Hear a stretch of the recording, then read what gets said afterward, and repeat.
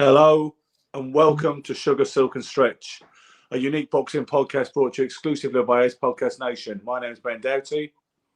And I'm Gary Stretch. And Good evening, good morning, good afternoon, and good night, wherever you are in the world.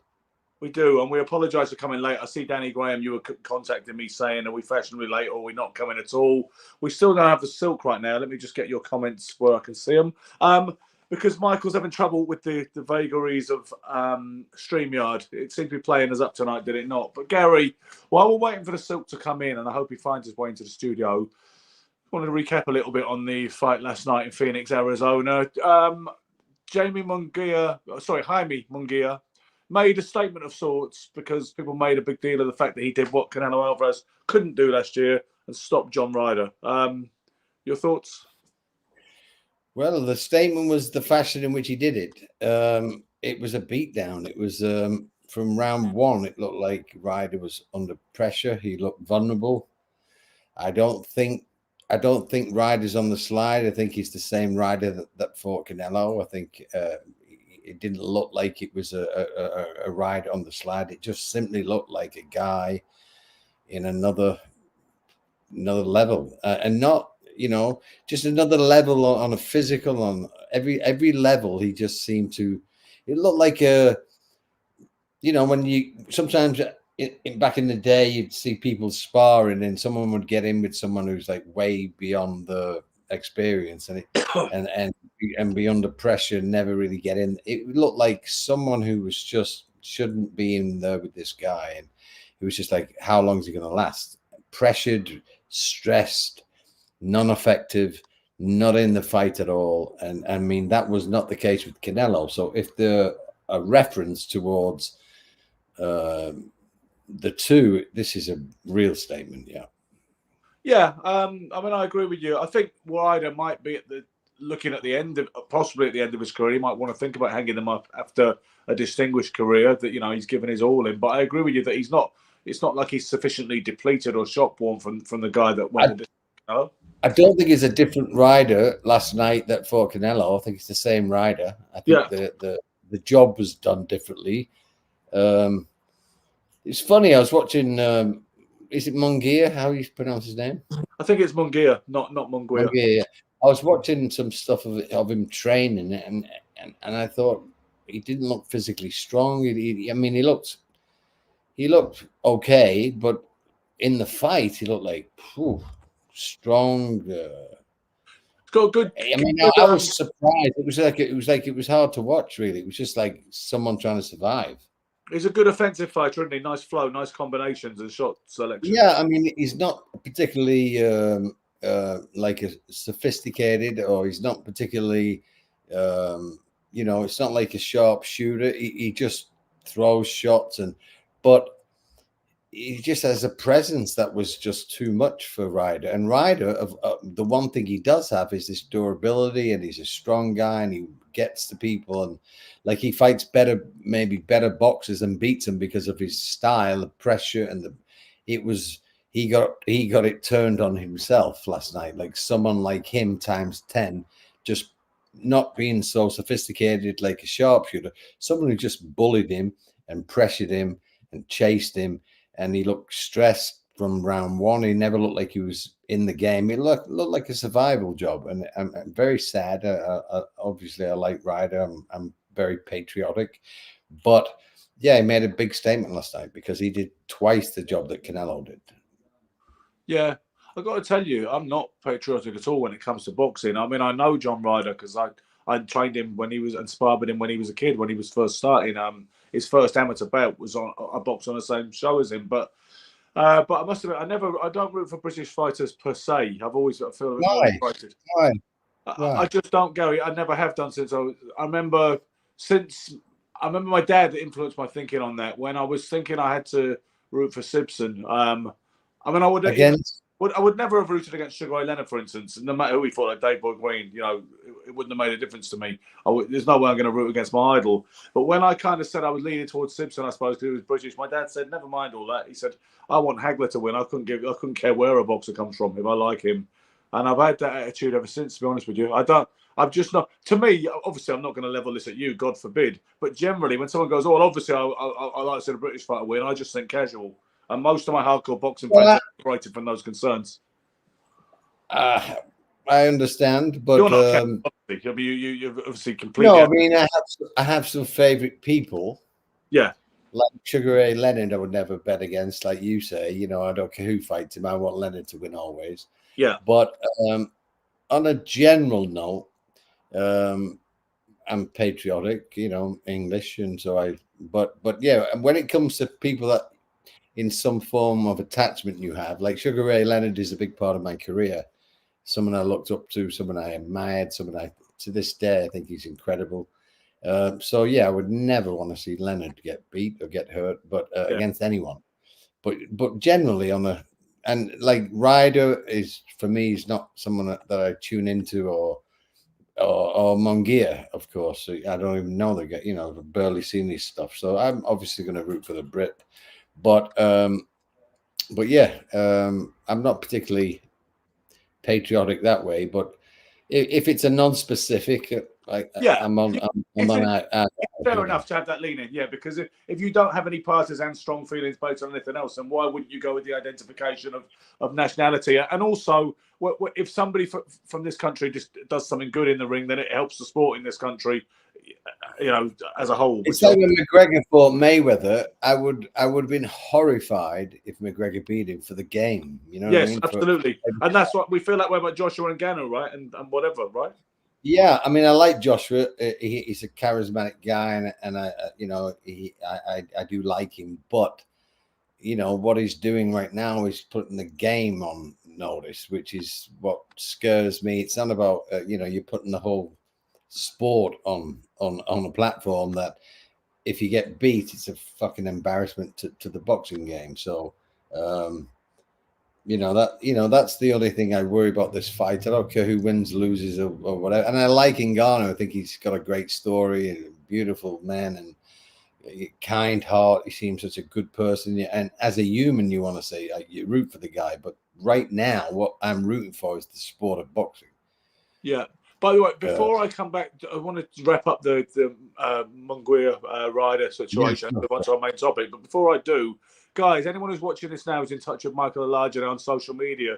Can you tell him to keep persevering? Because I don't want him to miss the Ali Frazier discussion. I build this as a show remembering Superfight 2. Let me try and call him, Ben. See if you can call him. Because we are on you know, obviously whatever he's doing, he needs to just log in again and see if he can join us. Because in any case, the trouble with you calling him is that your attention is engaged in this. And I want to keep this flowing as well. Can you kind of call him while also... I can multitask. Be a talking head. Thank you. So, I mean, I would think Canelo would be reasonably up for the fight. I think he would be confident of beating Munguia. It's a big, attractive fight, right? Between two. I wouldn't bet against Canelo, even though the job was done in a much better fashion. I don't think he beats Canelo. Not looking at the style of him and the way he fights, I don't think that. Maybe it was just, you know, maybe it was just a bad night for Ryder, or maybe the styles just gel perfectly for Munguia. But no, it didn't look impressive to me. It just looked overwhelming to Ryder. Again, it's like when I watched it, it doesn't do anything special, but it just looked like a beatdown,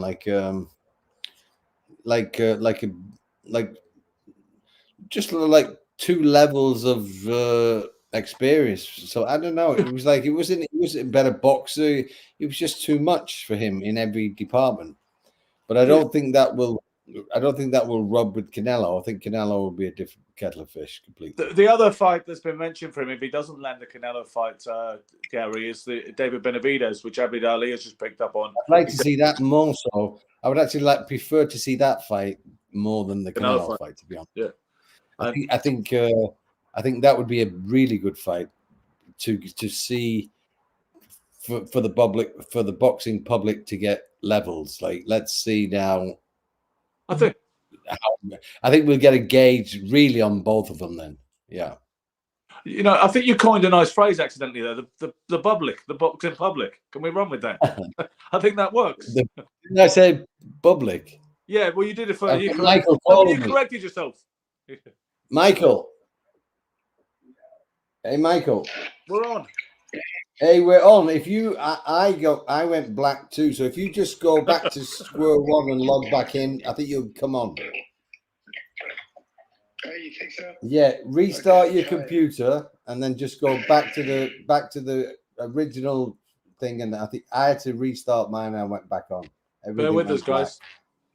So just do it from the beginning as you normally do it again, but maybe restart your computer. Okay. Okay, we're waiting for you, my love. Like shut down the whole thing. Everyone's waiting for you, Michael. They don't want to talk to me and Ben. They've wrote in saying, "Get off, get White off." privilege, they said. They said, "Get off. Come back when your real fucking partner's on the phone." That's hilarious. That's the truth. I wish I had it like that. Okay, let me shut down. We'd love to All chat right, on the phone, but try and get in the studio, Silk. Thanks. He's coming back. Yeah, okay. Do you realise, Gary? You just called him up on air and you went, Michael, I went black too. Another classic moment, I think. Well, we could use that one and out of context, and then when they see the show, they'll understand, right? I'll probably get hung, strung, and quartered before. So, well, you seem to have this strategy at the moment where you feel because we're sufficiently, we've got an underground audience at the minute, a hardcore, loyal pocket of followers. You seem to feel you say whatever you like on the podcast, but you're a little bit more sensitive about isolating certain reels, which could actually travel further. So you're like, let's say what we want here, speak easy, but let's play a slow game with the reels. I shouldn't edit myself so much, but I do care about people, and I say things. I say things that I stand behind, but it must be in context. And what bothers me, I don't care about. It's not me per se, but it's like you could have a black reference to someone of color and taken out of context. A lot of my best friends, people I've known, my whole life, are black, and even if it hurt them for 2 minutes before they found out the truth, it would bother me. You know what I mean? It's even the thought that if someone came out of context and they saw it and it was like, what? That moment of whether it gets resolved later, I don't want to happen. Now, I have no problem if they watch the show and then they will know it's not out of context. But so much so I've seen stuff, even this Andrew Tate and whatever. Andrew Tate, a lot of it, I think, is extreme and I don't respect. But a lot of it I do respect. So, but you take him out of context and it's truly offensive. And I think he's been hard done by many times out of content. But yeah, I just I don't want to have a show that gets ratings because of some stupid out of context. Yeah, comment. clickbait. Basically. Yeah, I don't want to create an audience for that. I will address issues honestly, and I will offend some people, and some people won't agree with me. I have no problem with that, but I don't want to be misread out of some stupid clickbait when it's not set in context. So yeah, I've been a bit overprotective, and I'll probably loosen up as we go on. But I just try to be cool. I don't upset people that don't deserve to be upset. You know what I mean? Yeah. Because when I say it, Ben, it's in context to something else, and I do say things that I guess, like I talked about the commentator. What did I say? Warren's guy. What's his name? Dev Sani, who's not really a commentator. And I said I once said I wouldn't use Dickie suck to get that job. Now that's a terrible comment, but it's a phrase, and I'm English, and then we say fucking silly things. It's like my best mates call me the cunt. Now, if I said that, they say where's the cunt, and that's me, right? That's and all my best mates. He told me Chiro calls you. Chiro, the owner of the best kept secret restaurant in London. And when Chiro texts me, he writes you can't, and he spells it C-C-C-C-C-C-A-A-A-A-A-U-U-U-U-U, and Cockney speak, that's yeah. how he writes. Yeah, and that's me. But you say it in America or somewhere out of context, and they freak the fuck out. So Well, I don't. the C word is a bad word in America. They don't use it as freely Yeah, as we do in England. I don't mind it out of context with me, but when it's about a race or a nationality or a something that is hurtful to others, quoted out of context is offensive. And why hurt people when it was not said in that light? Or why give them the 1 hour of pain or upset Outrage. before they find out the real story? Why give these fucking, I'll say it, cunts the opportunity to take you out of context? But they can always take us out of context, Ben. They watch the show, they can pull anything and make anyone look bad, and I guess that's the game at the minute, to make people look bad. So Yeah. it is Well, what you know it is. what? Once I feel like we're really dragging this out to trying to get Silk in, and we're talking about anything but Ali Fraser right now. But just one aside, I was in a commercial. I used to do a bit of extra work and stuff, yeah, a bit of TV work, this and that. And I was in a, I'm not proud of it, but I was a backing guy, like in a, remember Rydian Roberts, who you might not remember. It was he won the X Factor or got to the final of the X Factor years ago, and he was like a Welsh choral kind of singer, a bit of an opera type guy, a bit different to he wasn't really a pop singer. Anyway, I was in his video, and we all had to have black faces because we were Gregorian monks with the hoods, and we were just blacked out faces. And there were some pictures from the shoot, so somebody tried to put that on Twitter as if I was doing blackface, in some kind of way which was derogatory and derisory to black people, and showed my mate Spencer fear on and said, "So what do you make of this picture?" And so that's pretty out of context right there. I have a lot of black friends, and they call me the N-word, Yeah. and I love them, and they love me, and we get away with it. Now, let's say I was with them all day, and I got into the swing of the way they talk to me, and then I went into something else, and it bled into, and I slipped up with that word, which is a word I find offensive, I hate, but used in the light that my friends use it, who are black, and I have white people. I've got these street boys from downtown LA. They're little criminals, and they all, that's the only thing they call me. Yo, how you do? And they love me. But taken out of context, it's, people would say, what the fuck is racist? And I've never, race to me is laughable. When people get racist to me, I find it laughable. Anyone who has any issue with race, I think's a fucking idiot. They just, anyone who can comment about someone's race, to me personally, I think is a fucking mentally sick person. It really offends me, the race card. It's like something that I find truly not even offensive. I find it just so ignorant and stupid. It's like saying to me, it's this. It's like getting upset about the color of your car. He's got a white car. His is a red car. You should have it's like, it's that embarrassing. To be honest, I think it's more complicated than that, and I think if you look at the cultural issues and conflict over the history of the world, I do think it's a little bit less simple than colours of cars. But that's how I feel about it. But no, there's been conflict and history all over the world, but if you're sitting above it all watching, if you have conflict with A and B, no problem. It's a conflict, but you should take the color out of it. It's still a conflict between A and B, but the color should not be a part of that conflict. Whether A is one color and B is the other, that should not be a reason for conflict. If there's issues in regard to religion or lifestyle or whatever the fuck you want to have an issue with, fine. But the color of someone's skin should not create a conflict for me. and I'll stand by it, and I don't accept anyone. But who okay, says let's segue in because we can't wait for Silk to join the conversation any longer. He'll get here if he gets here. Obviously, a guy like Muhammad Ali, we remember in his fight rematch with Joe Frazier 50 years ago today at Madison Square Garden. He obviously had an issue with white people and the white power structure, particularly in America, probably solely in America. Quite honestly, because that was his experience. But in all reality, it's ignorance on his side. Let me just stop for a second.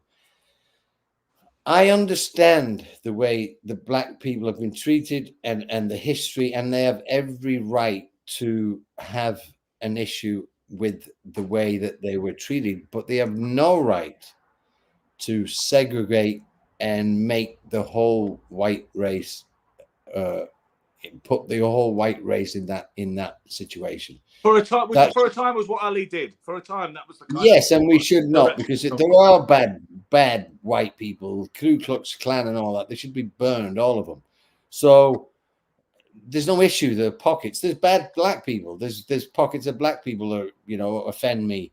There are segments of every culture and every race, but you can't put the whole race into one pocket, and it's just wrong, Well, and I think Ali actually met with the Ku Klux Klan leaders and seemed to kind of almost hit it off with them. He said his whole thing was that it's kind of ugly and revisionist history has kind of expunged this kind of stuff. It's kind of ugly to remember, but what he was like was, we want the same thing. Michael's backstage.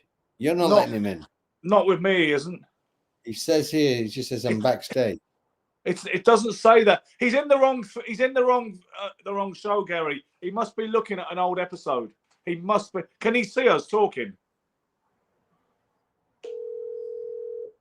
Sorry about this, guys, but what can I do? I know that Michael, can you see me and Ben talking? No.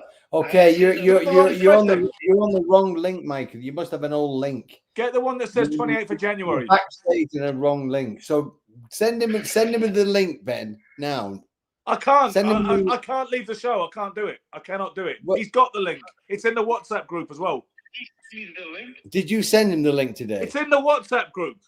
In the WhatsApp group. The most recent comment I've made. Okay, hold on. We need black representation on this. And we're talking about black and white people now. Yeah, and it doesn't. Here he is. You're not here.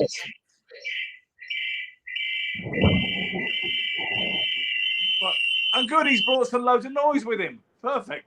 No, that wasn't me. It wasn't us. It never is you. It never is you. Damn it. I know it's not Gary. That's for sure. Yeah. Okay, you know what? Stay there. Stay still a minute. Stay still a minute. Nobody move. We're going to do the intro again. Ready?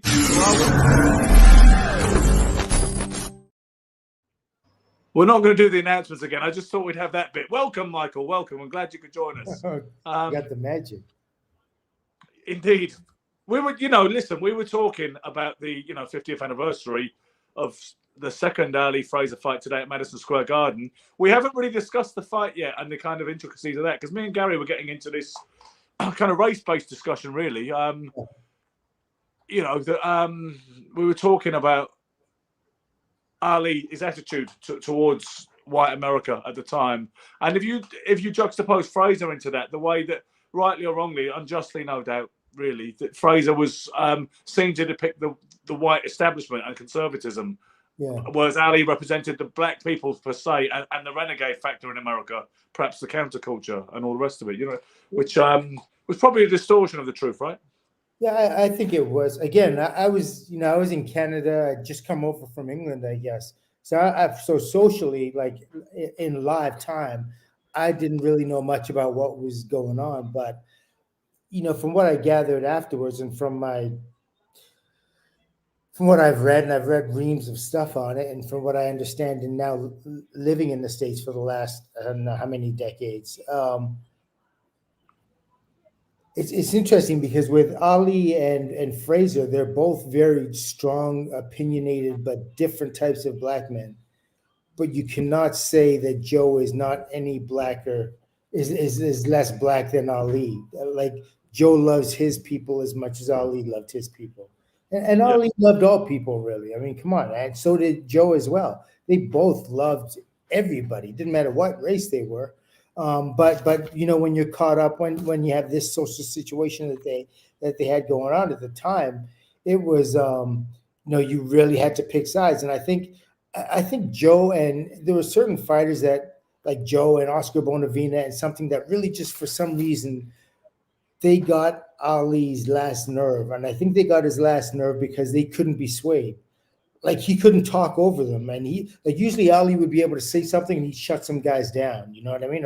Or they just wouldn't say anything because they didn't want to go, you know, toe to toe with him in a you know, in the conversation. They just weren't ready for that kind of feedback. Let me ask you, in regard to Muhammad Ali, was some of his family white?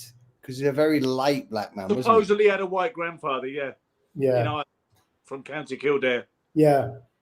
Yeah. So, yeah. I wonder what he thought about him. Say again, Gary? I wonder what he thought about him. Do you know what he said in his autobiography? And bear in mind, it's heavily ghosted, and it was published in 1976. He worked with a ghostwriter called Richard Durham. He says what white people will do, or white America, etc., because he talks about white America all the time.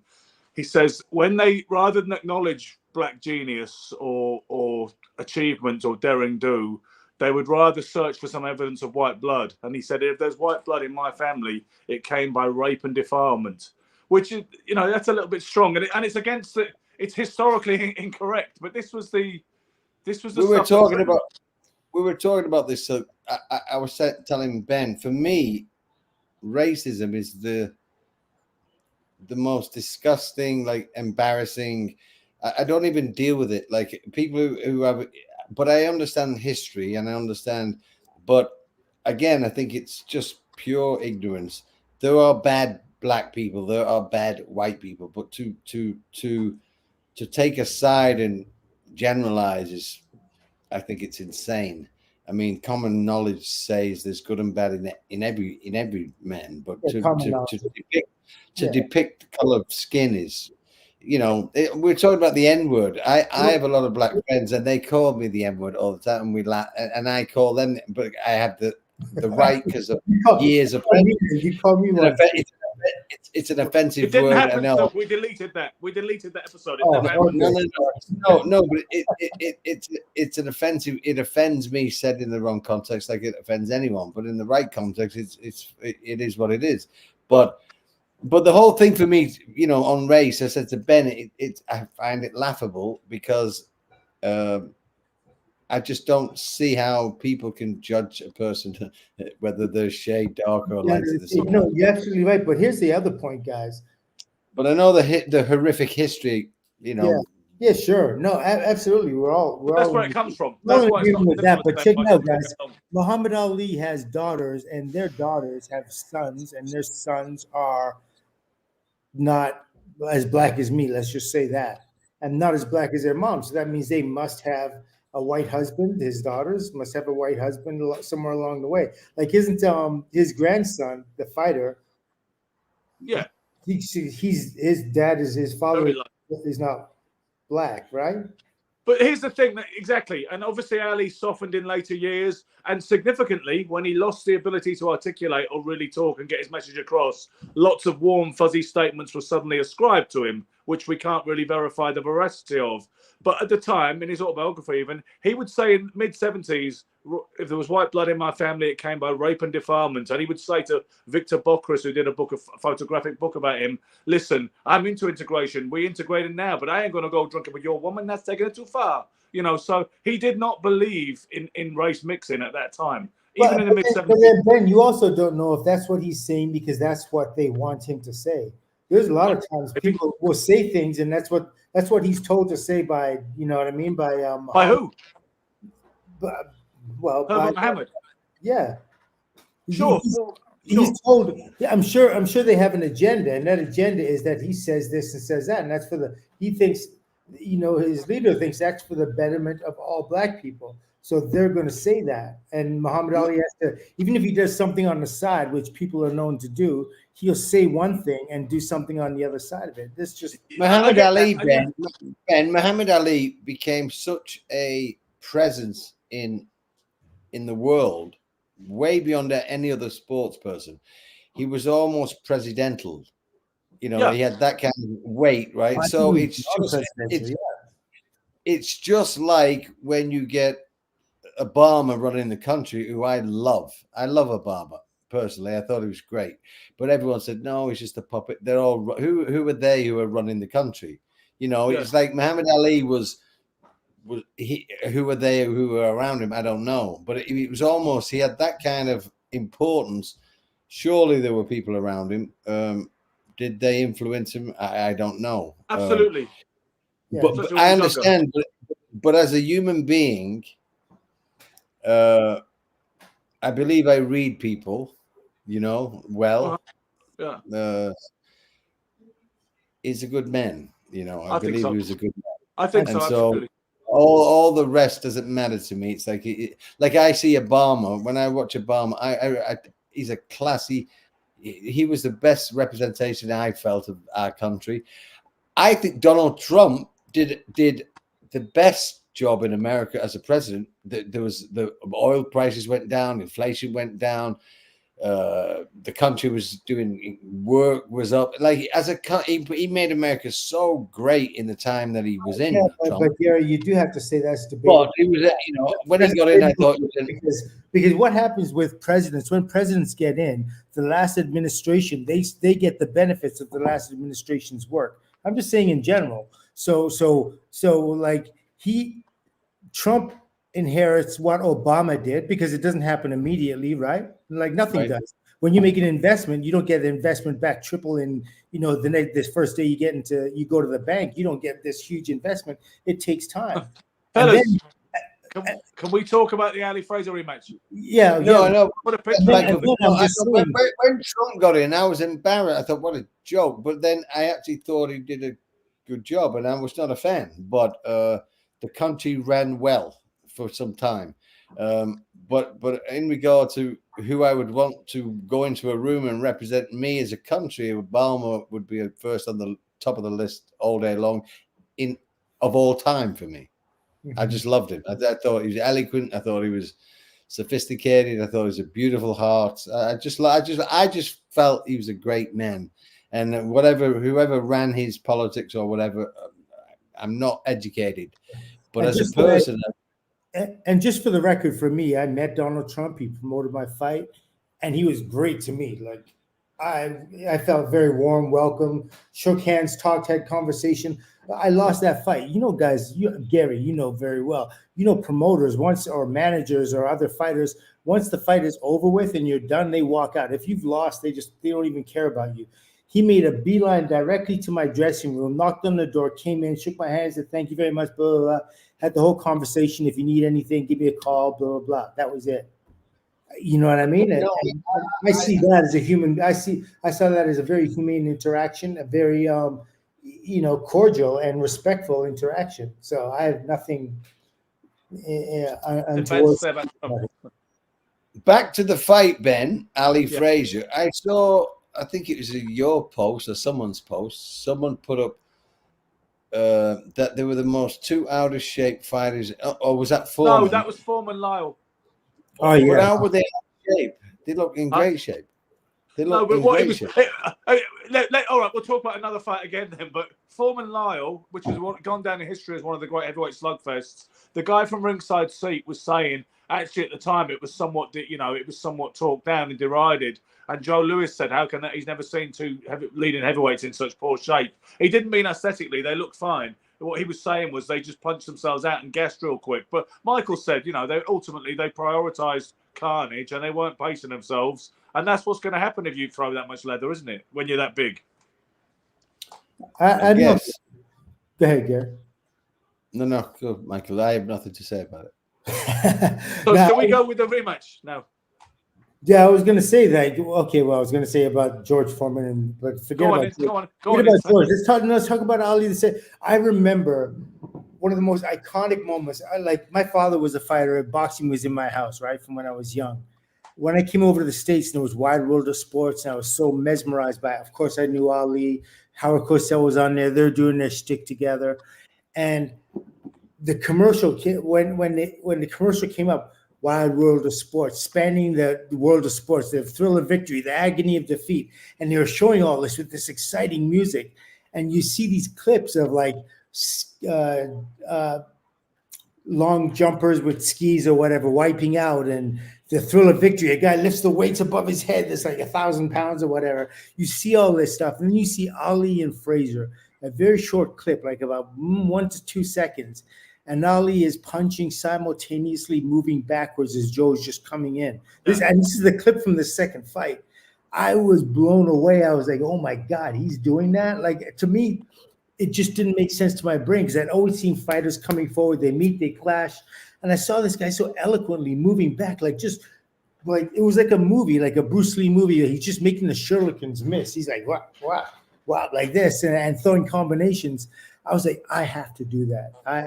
And this is in like what, 1973, 74, 74, January 28th. Okay, so 74, yeah. And I didn't start boxing until like 78 or 79, but I got the bug and I started, you know what I mean, boxing friends in the backyard and everything, just off seeing Ali Frazier 2. Yeah. And you know, it's funny because that was the fight that Ali won handily. That a lot of people make the argument, suppose Ali had never been exiled because of the draft business and all the rest of it, and suppose he'd have fought Joe Frazier in around about 1968, 1969, when Frazier, you know, would have been was ready for a title shot then and took over in Ali's stead. And a lot of people say that is the blueprint for how Ali would have dealt with him, with no interruptions to his career, you know, and no ring rust or anything else, you know, and he would, you know, because he beat him handily. But I saw somebody on Frank Lotierzo's page today saying that he scored the fight he believes Frazier won the fight, and he was trying to claim that most of the ringside reporters did too, but that's a myth. That's not true.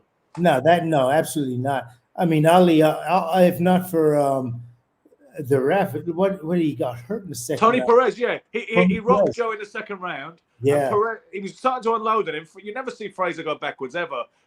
Frazier backed right up. Ali followed him, still cautiously, because you know how he was. You know, he was almost not used to that script. And then Ali started to unload on him in a corner, and then Tony Perez broke them up because he thought he heard a bell.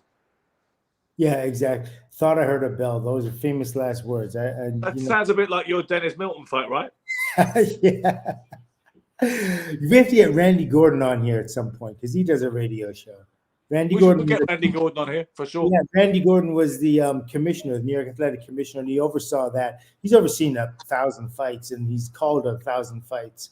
But I'd like to get him on and talk specifically about that. Well, Gary, you must have been 9 years old in 1974. So was that on your radar very much at that time, at that age? Ali Frazier. Oh, boxing and Ali on Frazier. I watched every Ali Frazier fight. I remember, yeah. It was like, and to be honest, at the time I cried because I actually loved Frazier. Yeah. He was my favorite. I don't know why.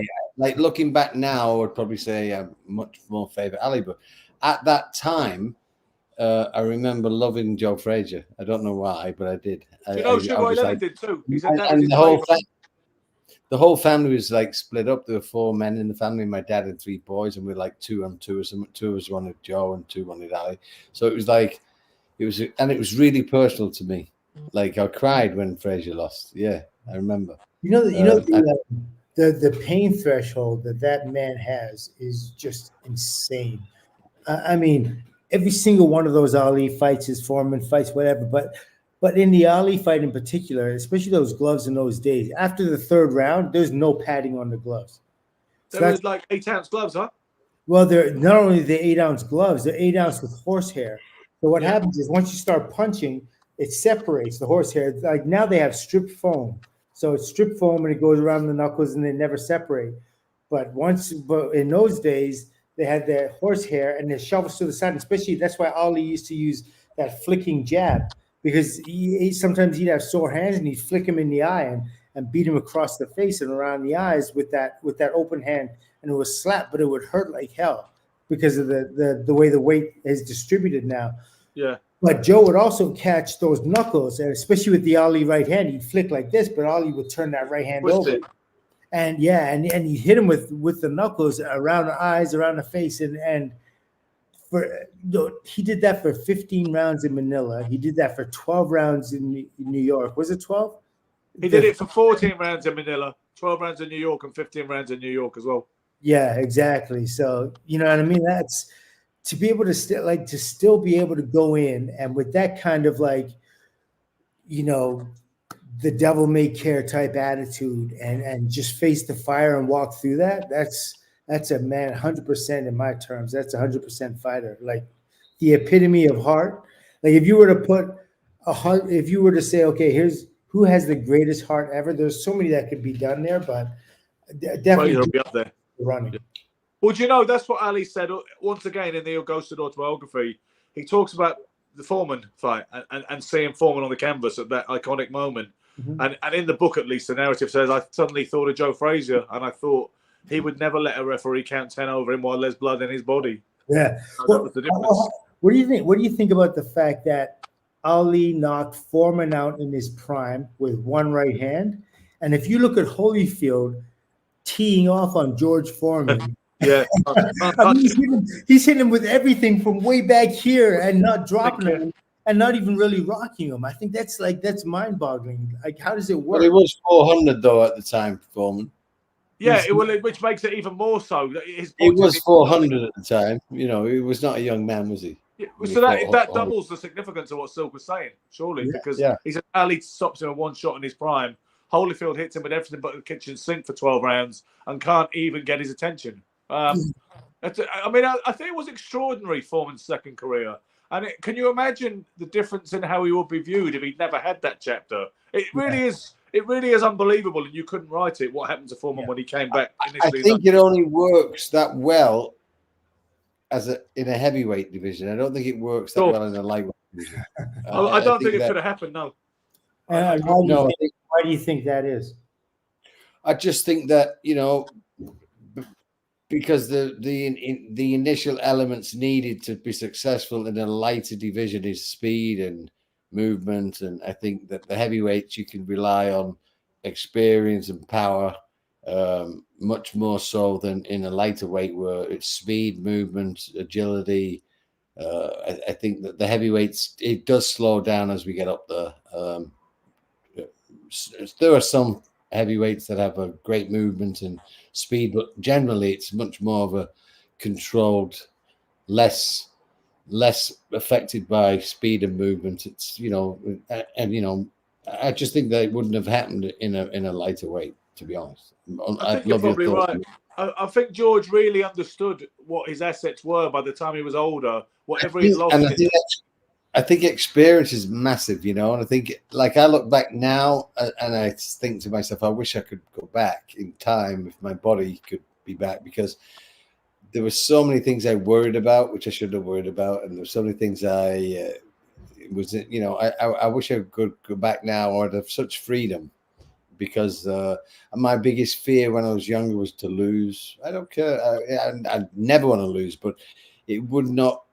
There were so many aspects of the game that I was foolish about that I would love. My experience now I would be a much better fighter, but of course my body can't, cash checks that my brain writes. But I think Foreman got that, a little bit of that advantage of that great wisdom when he went back, and he still had enough physically to use it, And like how Silk says, he must have been such a phenomenally and humanly tough guy, because his resilience was still so great at that point that he could, the world-class heavyweight to bounce shots off his jaw, and he just kept coming.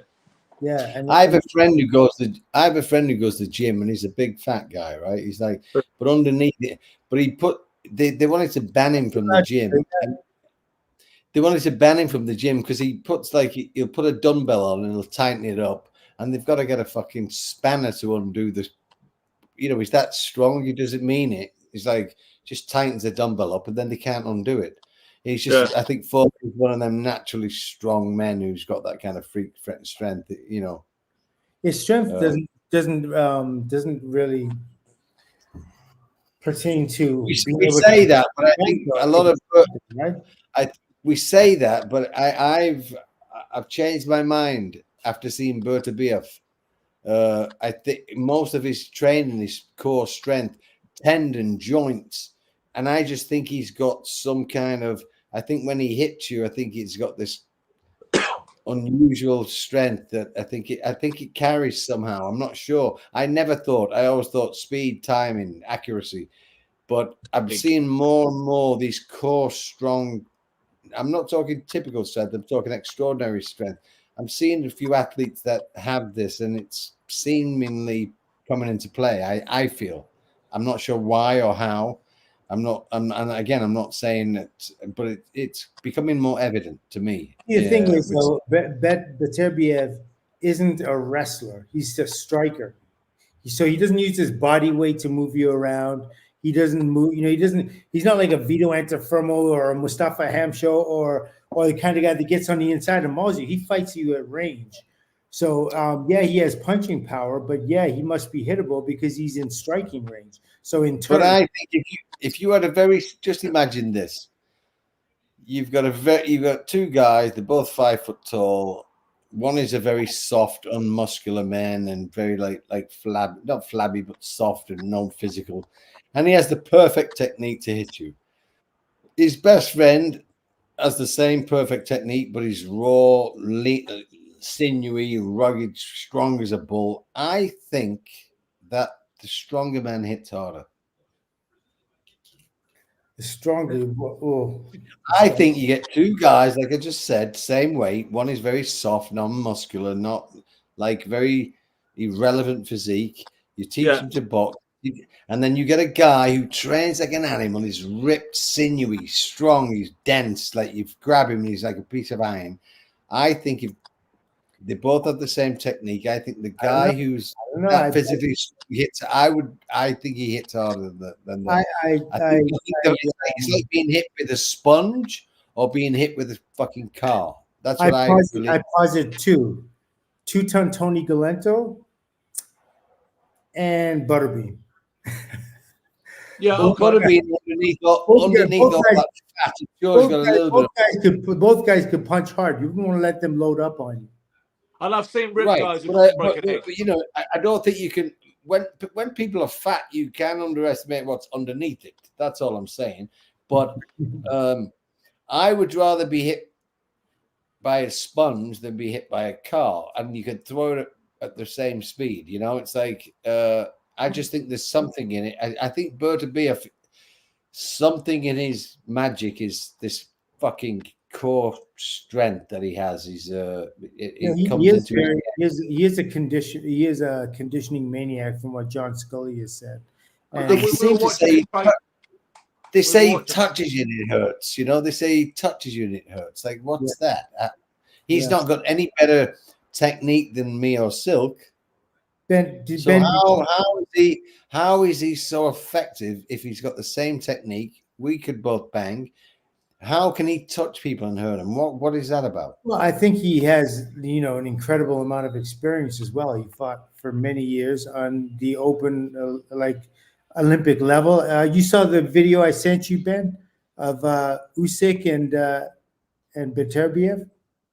Yeah. Okay. So, he's fighting open Olympic level fighters throughout the world for many numbers of years. And of course, he's going to have that ability. Sometimes it's just but punching power is also the ability to press yourself, understanding your range, understanding your physicality, but mentally, when you know that you can hurt somebody, you can hurt anybody that you hit. When you think like that, like Mugabe was like that. He came against Hagler. He thought for sure he was going to knock Hagler out as soon as he hit him too. It didn't matter. When you have that kind of confidence, when you come in with that kind of energy, that attitude alone makes you hit that much stronger, that much harder. I'm not sure.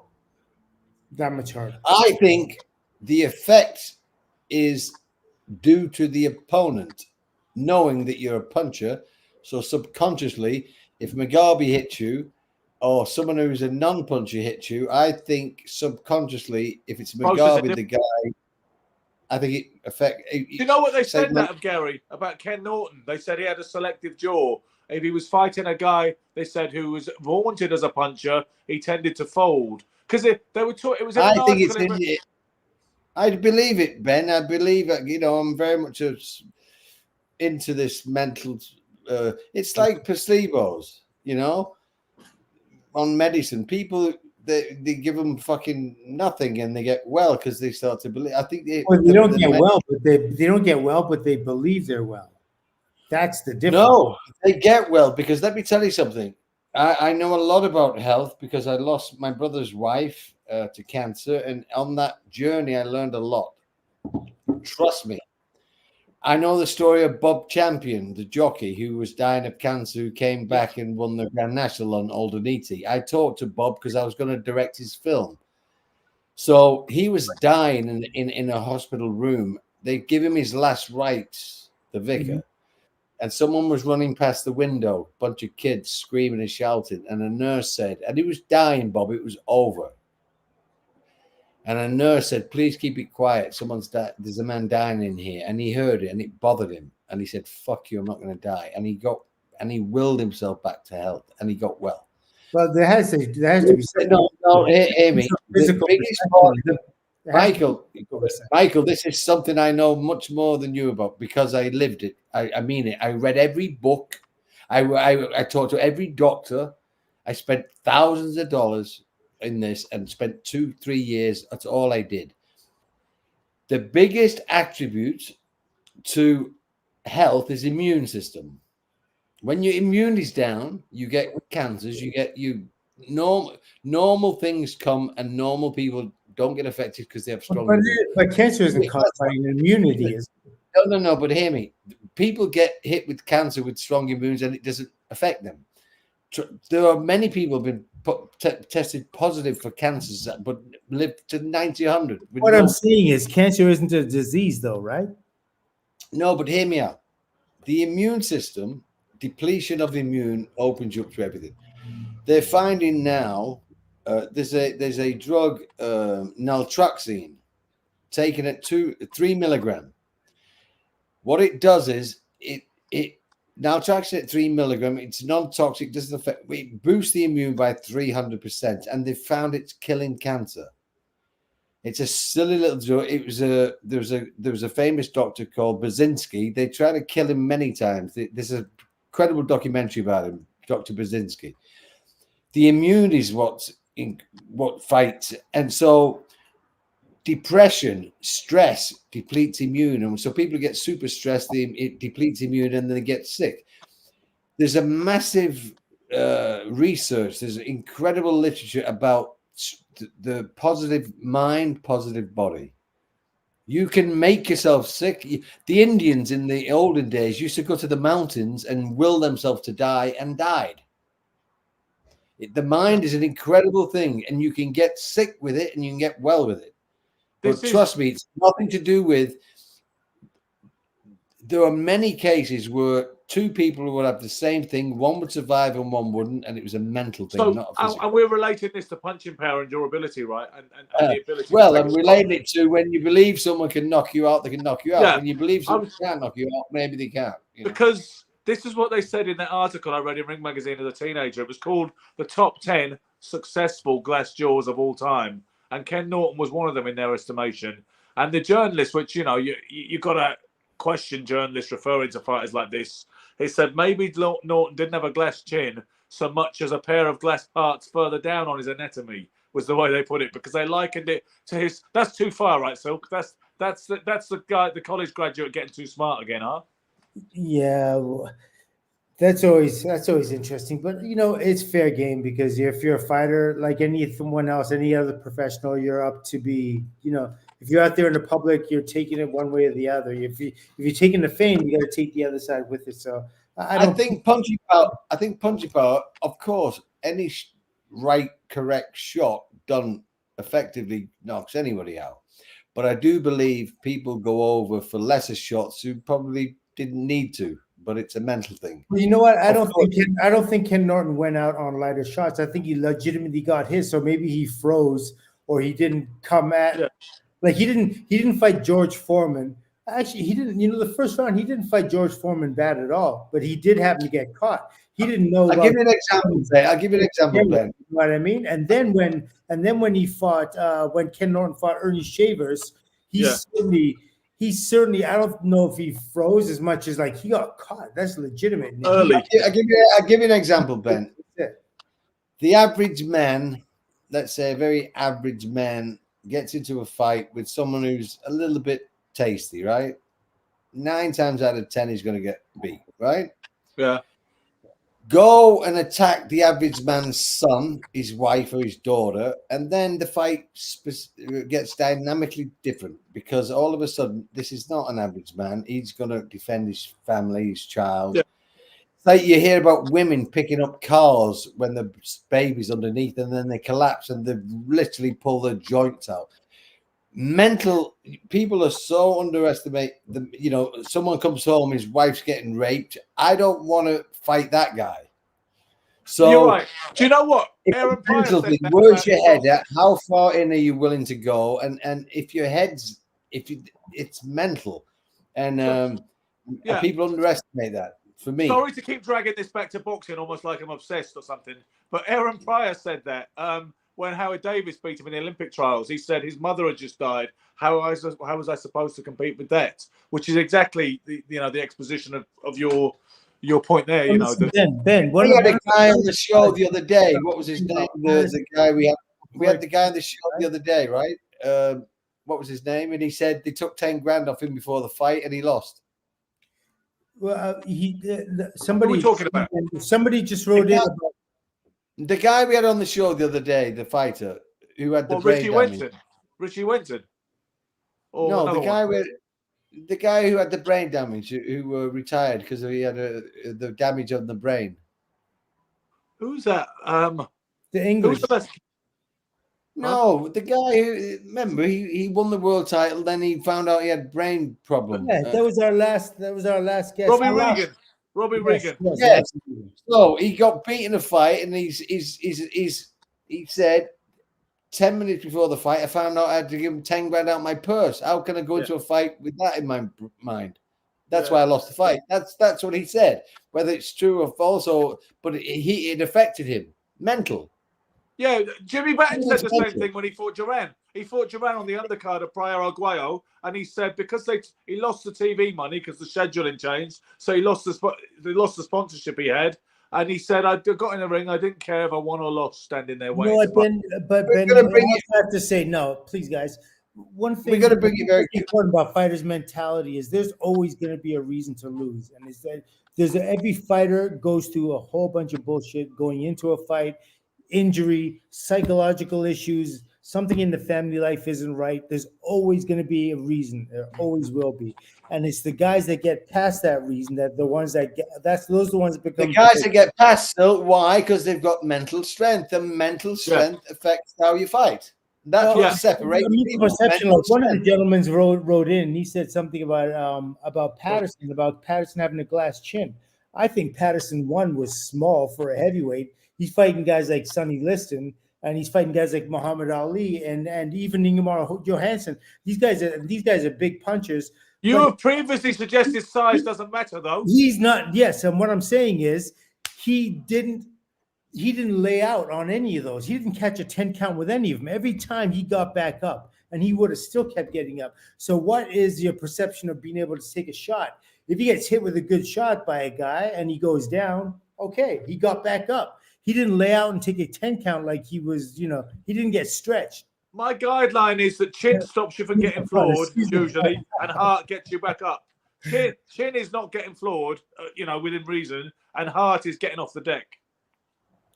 No, I don't even think Hart's getting off the deck either. It's just a matter of if you get hit right, you're done. You know, it's like it depends on what kind of punch it is, right? Right, Gary. I mean, it depends. Some punches hit a nerve, and some hit the brain, and the brain sloshes over to the side. And you have this what they call a contra coup. You get hit, your brain goes to one side. You hit the ground, it comes back to the other side. all sorts of Yeah. things. And then you have 10 seconds for your brain to make sense of where you are and what you're doing. And your natural instincts tell you should be standing. So that's what you do. And then you kind of like you're operating in the, in a dark room until finally your senses start coming back to you. But those aren't things that a man can. That's how he is instinctually, and that isn't something that he can control. So when we look at guys getting knocked down, and then we see guys get up, and some people, and we give them more praise than we really should, or we take away a lot of praise when we really should be praising an individual for being able to get up. Yeah. Because when people click on this episode, I think it's been a great episode. But I'll give you an example, Ben. Before we go off the subject, because there's only one. Everyone's talking about Anthony Joshua. Let's bring it current. And the whole thing about Anthony Joshua right now and the success of him, everyone, I think, is fundamentally agreed with where's his head at. Yeah. And can Ben Davies give him that confidence that he needs to go, or is he gun shy? Gun shy is a mental thing. It's all about where's his head at. If it's the old Joshua who's his head's right and he's going to go and have a fight, he'll beat anybody. So it's all back to. But I don't think he will beat anybody. I think he did well at a certain point. He was fallible in anything. He'll be the best Joshua. He'll be the best Joshua, but yeah. He won't be an under 100%. Like right now, the best Joshua will do what the best Joshua does, and I don't think the best Joshua ever beats Fury. I think Fury's just too smart as a boxer. I think he beats Fury. I don't think he beats Usyk. I don't think he doesn't have the skill. He doesn't have the skill level to beat Usyk. You know what? We're gonna triple up. Fury doesn't have the skill level to beat him either. Me and you are gonna triple up on Fury. Will embarrass Usyk. No, it will be a joke. He's gonna get. You will stop him in 6 rounds. I'm telling you, what? Usyk will quit. The school. Usyk will quit. You're wrong. You're going to get the shock of your life. Trust me. Shock of your life. Do you know what? When I'm on that one, I'm going to go with Fury as well. But I'm not as confident as Gary, but I'm leaning with Fury still. And I know exactly why you're not, Silk. Not even close. I wouldn't be unhappy to see Usyk win, Silk. I totally get you where you're coming from, and I'm nearly with you. But I'm not coming over still. That's how I feel. Don't worry. There's still time. There's still time. I will get you to the Daniel Dubois fight. I lost all respect for Usyk. He complained every round. Yeah, okay. Complained every round. That absolutely happened on the floor when he wasn't hit low. But that does not mean that he will not beat Usyk. The two are not even remotely the same. No, you don't like him because of the, but I don't think Fury's going to put him in that kind of position where he's going to question, where he's going to have to question himself. He's going to batter him. I think it's going to be a disappointing fight, possibly, but we'll see. I mean, it could definitely be a stinker. Yes, it could be a stinker, but even Usyk still wins that. He's a cleaner puncher. He's a cleaner puncher than Tyson. Tyson is not a clear puncher. He's like a clubber kind of like body weight momentum puncher. He's not clean enough. He has to go like. Even Dubois has cleaner punches than Fury. Fury hits hard when he loads up on you, but he's it's not even the punching, it's the mental again. Fury will just destroy him mentally, physically. You'll see. I'll tell you something. I respect Usyk's career. Give me a minute. I respect Usyk's career. It's not by accident that he's done all the things that he's done, so he must be great. I get it, but there's a certain he showed in the Dubois fight to me fundamental defaults that for me were unforgivable, and I was such a fan of his before. I've never seen a fighter complain more in a fight before he got hit low. Non-stop complaint to the ref. It was embarrassing. I've never seen a fighter do that in my career. Everything that Dubois did, won't rewatch the fight. Every little thing that Dubois did, he complained about. Because Dubois made him, for some reason, he was uncomfortable. He was not, and he was competitive. Gary, this is what I think. I think looking at the physicality that affected him against Chisora, I don't think Chisora nearly beat him. I think Usyk won the fight, no problem. But it was the physicality that clearly bothered him and made him uncomfortable. Same thing in the Dubois fight. Joshua suits him, and he has a field day with Joshua. That's fair enough. But I think Joshua the gave him physicality too will much make a difference. distance and time. Yes, you can't give him distance and time. You Yeah. got to get on him. And I don't. And Fury's big enough. And Doesn't smart have enough. to sit on him. He'll just pressure him, and he'll break like a little vase. Trust me. No, because Fury is he's hesitant because he doesn't want to get hit. He doesn't like getting hit.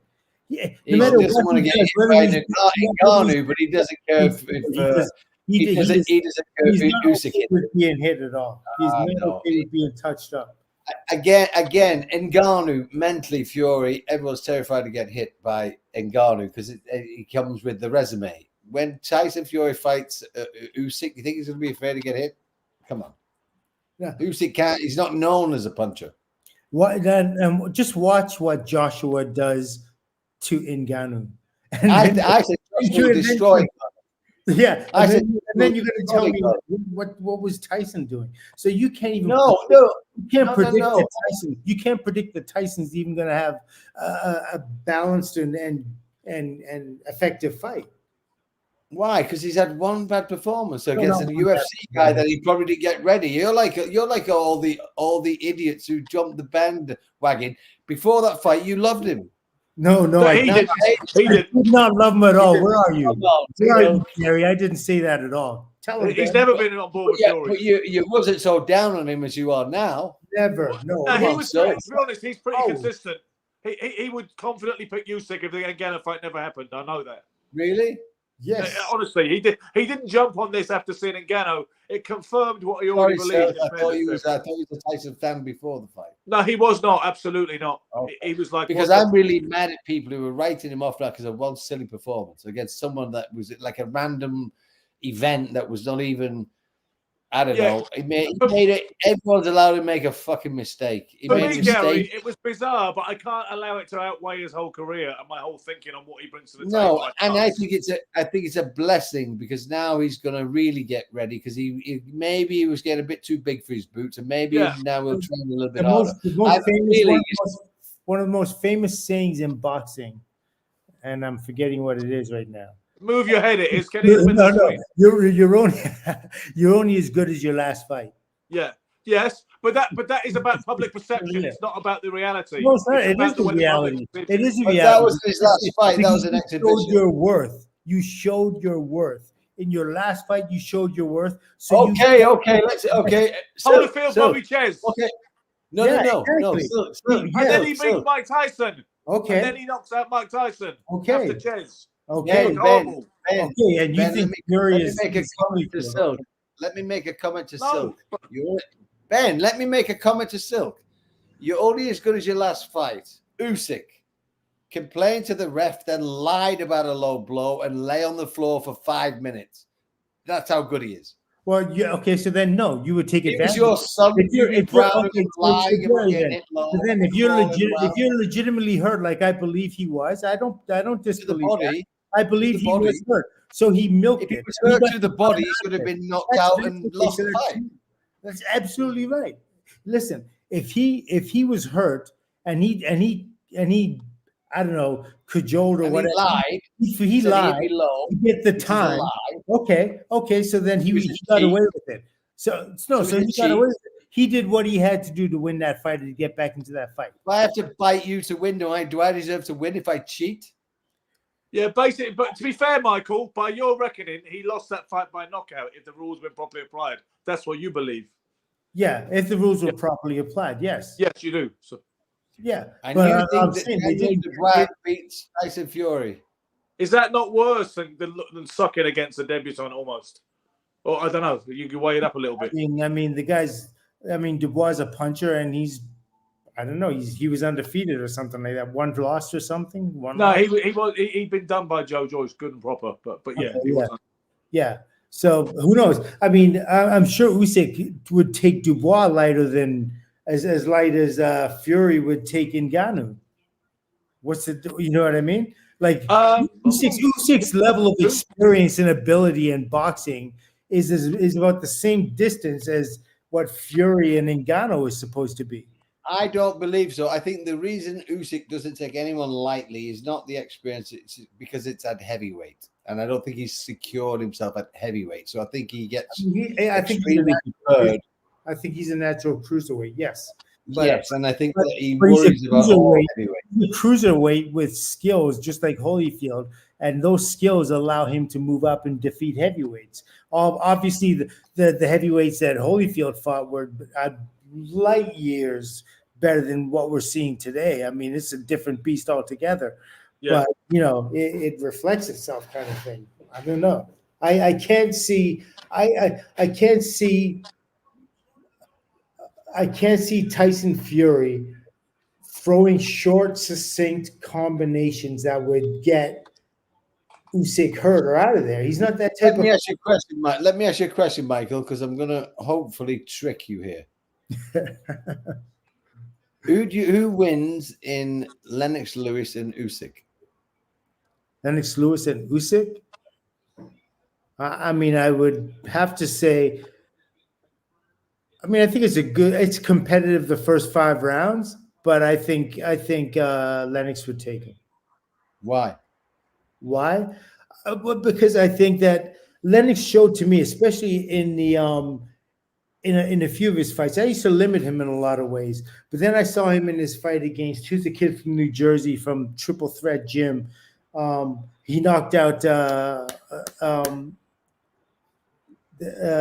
kid. Say again? Michael Grant? No, yeah, not Michael Grant. It was before. He took a great shot. Ray Mercer. Yeah.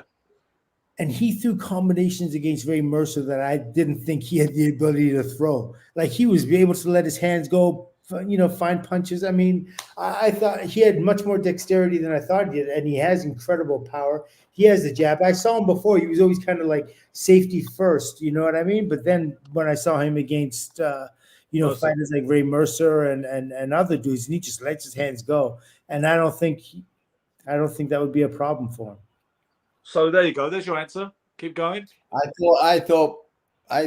think Lennox destroys Usyk. Like it's not even a fight. Yeah, but I don't. But I think that it's a lot of it is size as well, because everyone's so big on Usyk's the best technical boxer ever. If he is, I gotta stop there. I gotta say something to you. How is it about size when the only thing you score with in boxing are these two things right here?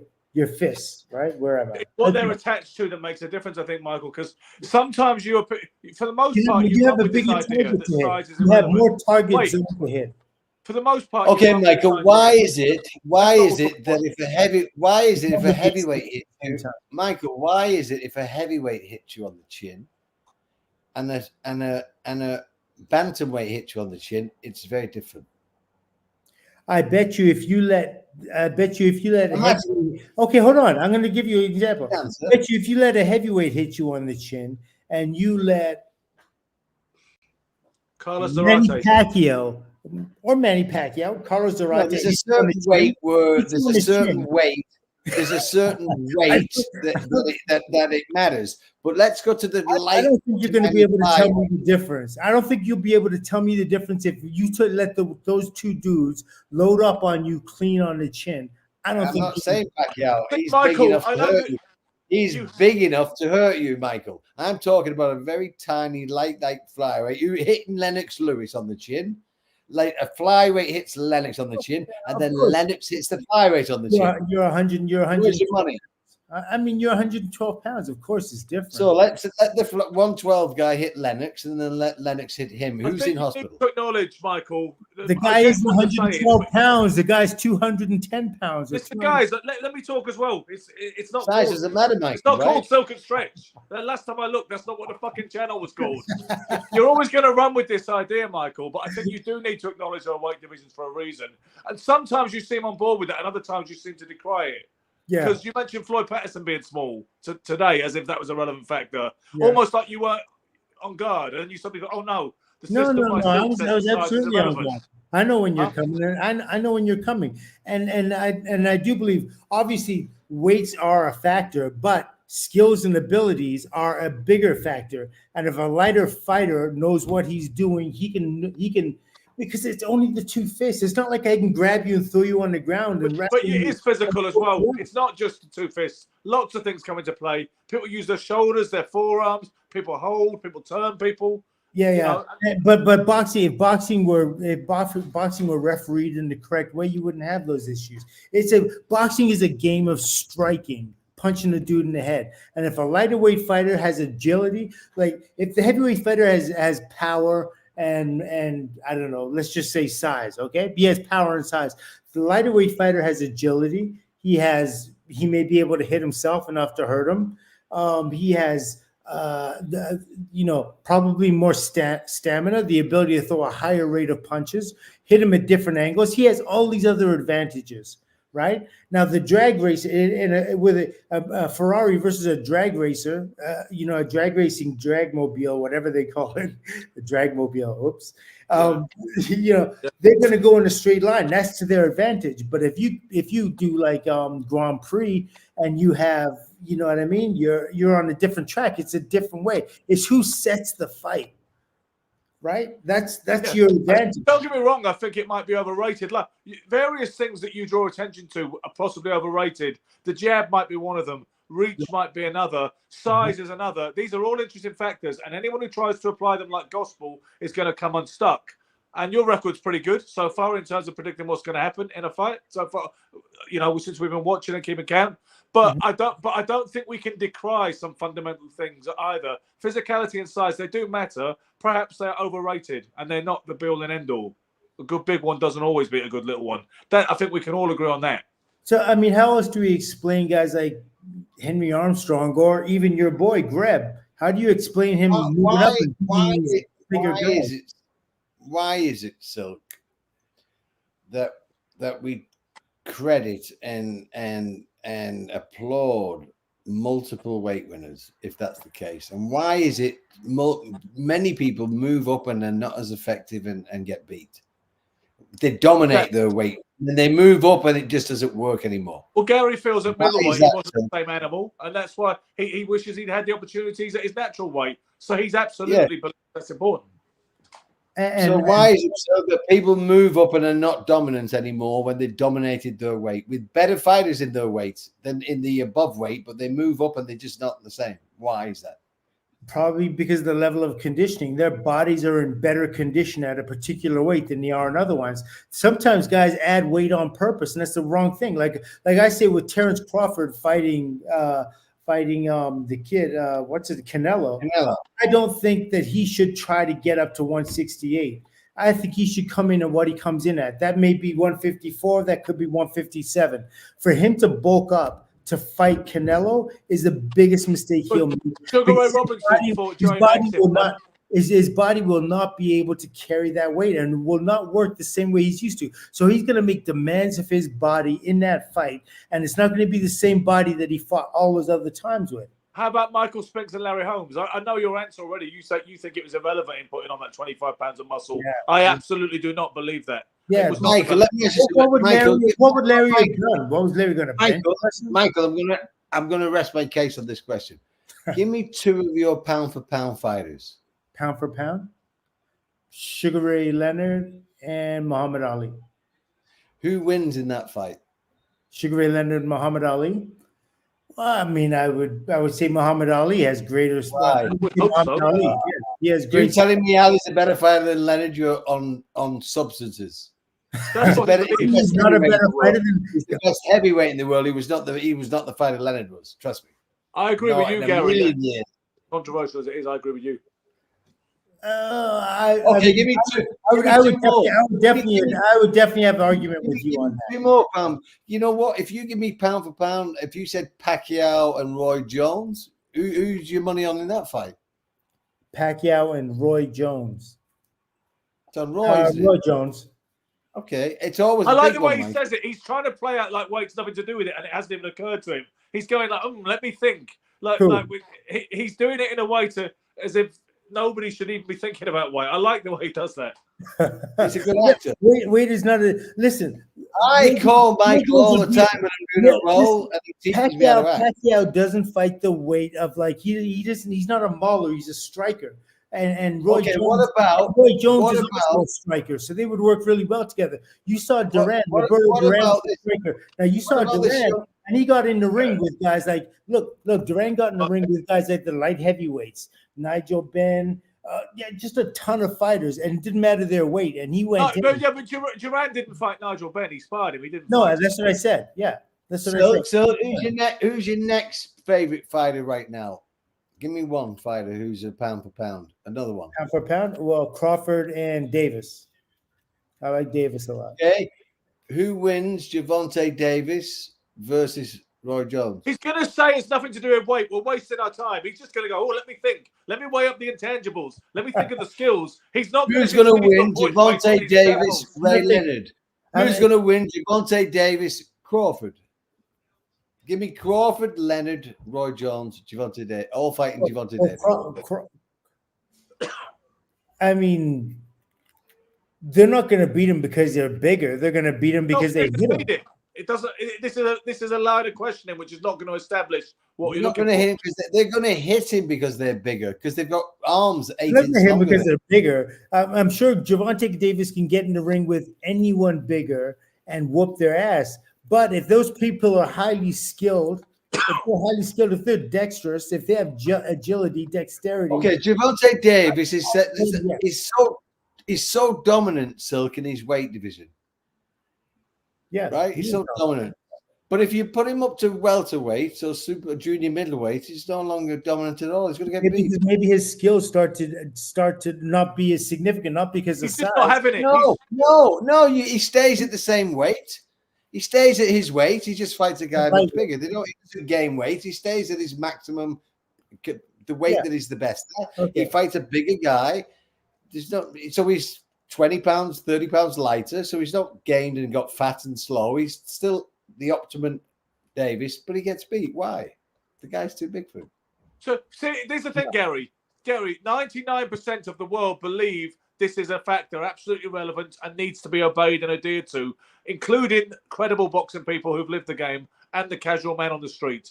Michael Asilkalajide does not believe that. That's where he's coming from a different angle. He is noted for his different, maverick-like views on boxing. That's one of the reasons why he's one of my favorite people to work with and talk to about boxing. But you're not going to agree with him all the time because that is his position and he's holding it down. And he will not be walked down an alleyway where he admits that we're correct about that. But I'm not holding it down just to be contrary. I understand that. You believe I really do believe that. If you're in a sport now, if it were a sport of wrestling, and Michael, let me ask you a question, Michael. He said, he's going to try and prove it again. Here we go again. Right, Michael, let me ask you a question. Yeah. Give me someone a very lightweight, Ben. Give me a very lightweight, good world champion. What, current or historical? Ever. Like very light, small. Let's go with the Japanese kid. Salvador Sanchez. Okay.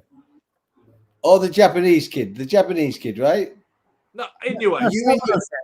Salvador Sanchez. Okay. You in your prime, Michael, fighting Salvador Sanchez.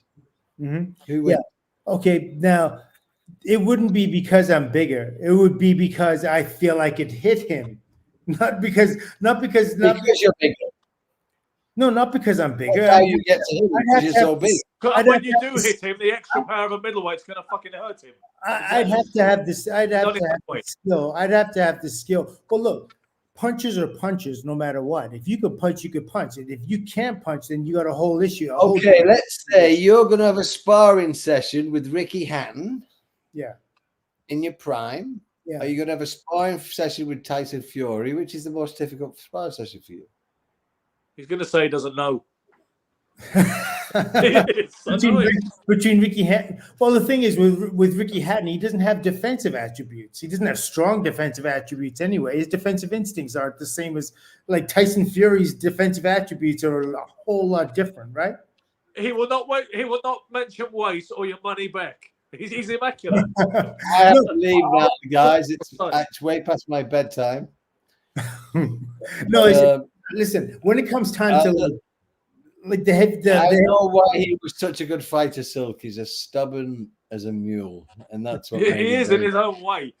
It's funny I because he's wouldn't not like to try to make that man quit. No. No, I mean, I honestly don't understand why you guys don't. Why? I do sympathise with Listen, most of what you're I've saying. sparred with heavyweights, and here's one thing that I will say on the way out. I sparred with heavyweights, right? And when I sparred with heavyweights, I've always thought I had to hit them harder in order for them to feel me. So I was like, "Ugh," and I'd really load up on it like this. And there's one heavyweight I was talking to afterwards. He goes, why you smaller guys always load up like that? You think like we don't have nerve endings? You think we don't feel it? Like you think when you hit us on the chin, we don't get that buzz like if we got hit with another heavyweight? It's not like that. If you can punch and you know how to move, so if you know how to move an object with your punch, you know how to move an object. Like they feel it's not like there's less pain tolerance. It's not like the added weight makes your nerves stronger or it doesn't, you know what I mean? Maybe that doesn't allow your brain to shift over to the side. It doesn't. They We should feel get rid of all the divisions. Then they'd have to fight each other. Who's with me? that's what they used to do, right? There would be a lot of Very long hospital time ago, yeah. work. There would be a lot of hospital. They would keep the hospitals very busy if they did that, Ben. Yeah. You know Yeah. what would happen? Let me tell you what would happen. Skills will come back into vogue. I'll tell you that right now. People will really know how to fight. Yeah, I guess With so. that, Ben, you guys can stay, but I have to leave. I have an appointment. Okay, no worries, Gary. Do your thing, and let's get out there in the field and wow us with some content. I'll Man. be out there doing some content All right, for the guys. boys. I love you both. Right. Take care. All right, love. Bye, Good luck. Gary. So yeah, So here well, we are. we've been on for nearly an hour and a half, so I guess we should probably wrap it anyway. But Oh, do yeah. you know, Silk, when people see this thumbnail, it's going to say Superfight 2 Remembered with a picture of Ali and Frazier on it. But I may, when this goes up, it's up now, but when it goes into the channel, I may put a different title and a different thumbnail on it because we've spoken more about other stuff than that, really. But we'll see. Good show Well, anyway. we could have went there, but our rudder was directionless. We could have stayed on Ali. We could, but it's difficult when someone starts talking about cancer and racism and stuff, and Donald Trump and Yeah, Obama. yeah, we got a little bit of everything. Yeah, but you know, yeah, it's just what's Danny Graham saying. I sparred Maskev in Gleason's gym when he was WBC champ.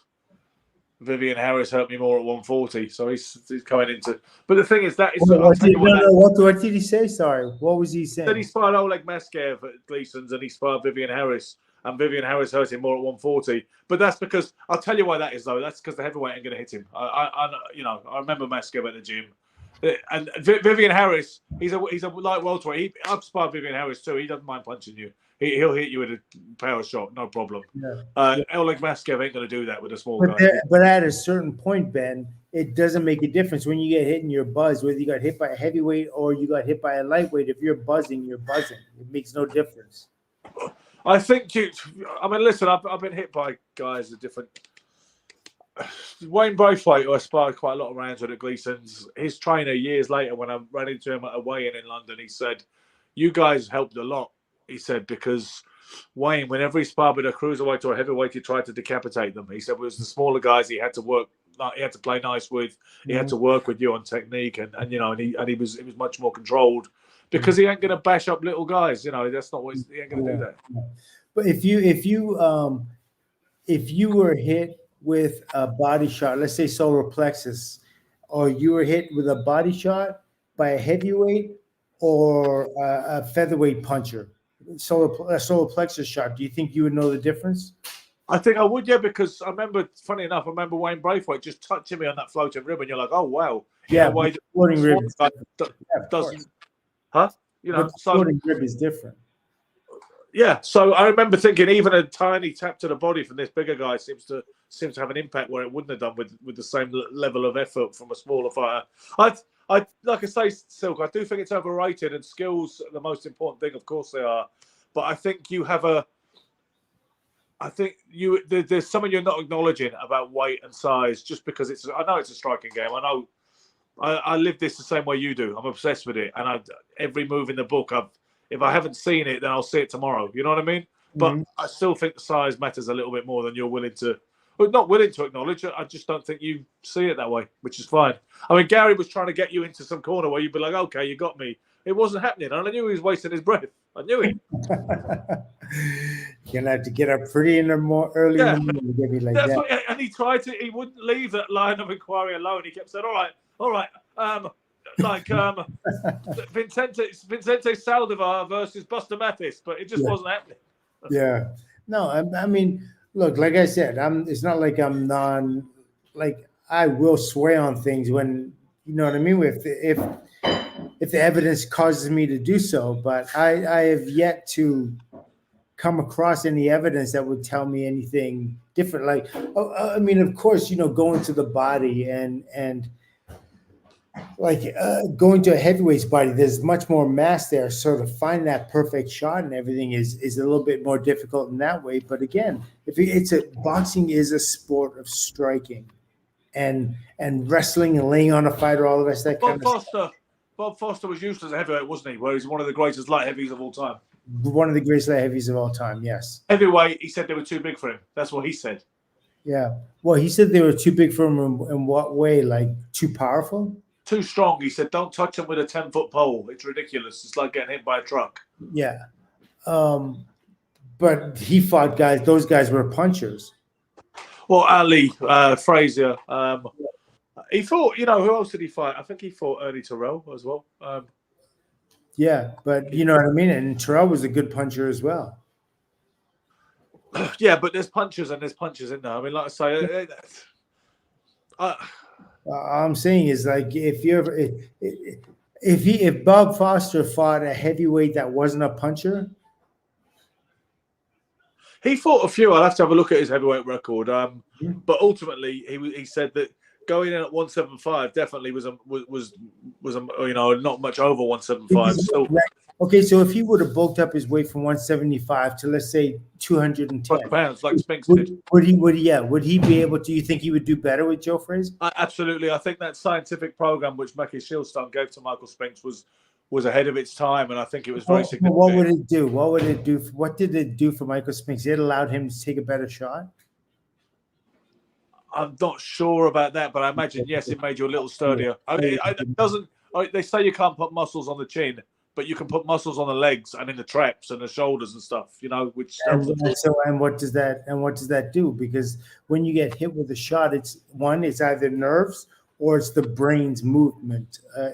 Bernard Hopkins, when he went up to light heavyweight, he used Mackie Shieldstone as well when he beat Antonio Tarver. I believe it was 2006. So he thought there was something in it too. He wasn't just going to roll up like he would for one of his middleweight fights. I don't think you're right about the fact size is irrelevant. I do not. It's a factor. It's a factor in amongst lots of factors. Is it all about size any more than it's all about power or being tough? No. It's boxing. It's deep. It's complicated. But to say size is irrelevant is kind of crazy. And on that note, that sounds like an out. Mic drop. No, Mike's still standing. Don't worry. Yeah. Okay. Yeah, like I say, I know you're not going to have it, and that's cool because I understand you. I know you pretty well by now, and I know you better than Gary does. And when he was trying to take you down that road, I knew he had a better chance of winning Miss Black America pageant. What can I say? It's always fun. All right. Well, we'll be revisiting this, and then of course when the this isn't over. No, I know. I don't think I lost. But I'm not saying you lost. Listen, goddamn, what a competitive spirit. But no, but all I'm saying is when the Usyk fight happens, when the Usyk and Fury fight happens, maybe we'll have some of those questions answered. Yeah, I look forward to it. And as I say, I'd be happy for you to be right.